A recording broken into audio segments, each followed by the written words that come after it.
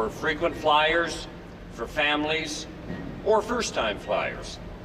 This final phase also includes new rules regarding children's seating and additional new rules for situations when there are delays or cancellations. The air passenger protection regulations are one of the major achievements from Transportation 2030, the Government of Canada's strategic plan for the future of transportation in Canada. Our goal was to move forward in this weekend with both phases of the air passenger protection regulations in place for airlines and for travelers. I am pleased to say that... All right, so that was Transport Minister Marc Garneau discussing the next phase of the federal government's air passenger protections that come into effect this weekend.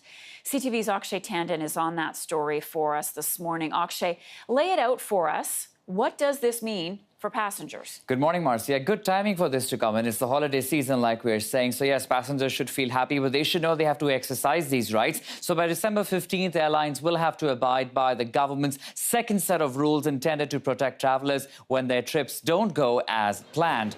Now, let's take a closer look. This round of regulations outlines what compensation passengers are entitled to when their flights are delayed or cancelled. But airlines only need to compensate passengers for flights delays that are within their control and not related to safety. The amount of compensation depends on the size of the airline and the length of the delay. So let's take a closer look at the compensation by larger airlines right now, like Air Canada and WestJet. So if a flight is delayed by about 3 to 6 hours, the compensation could be about $400. If it's delayed between 6 to 9 hours, about $700. If it's delayed 9 hours plus, then it's about $1,000. And now let's take a closer look at the compensation by smaller airlines, such as Porter and Swoop. So if the delay is between 3 to 6, you get compensated $125. If the delay is between 6 and 9 hours, it's $250. And if the delay is for 9 hours plus, it's about $500. But in addition to compensation, airlines will be expected to provide a minimum standard of treatment in the event of a flight delay as well. Now, what are these standards?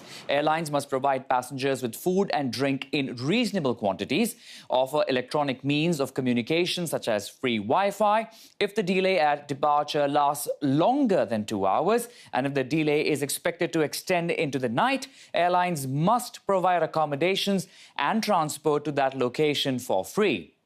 Now, this all comes after the first phase of Passenger Bill of Rights that was introduced back in July earlier this year, Marcia. So what if the passenger and the airline disagree on the circumstances of the delay or cancellation? Which is very likely when the dispute does come up. But passengers do have an option now of filing the complaint, but the onus will be on them to file a claim for compensation. Having said that, a new poll out of the Canadian Automobile Association says over half of the respondents had not heard or read anything about these rules that actually protect them. But travelers do have an option now. They will have 1 year to make a claim with the airline responsible for the flight disruption. Then the airline will have 30 days to respond to the complaint, either by compensation or an explanation as to why it thinks it's not owed.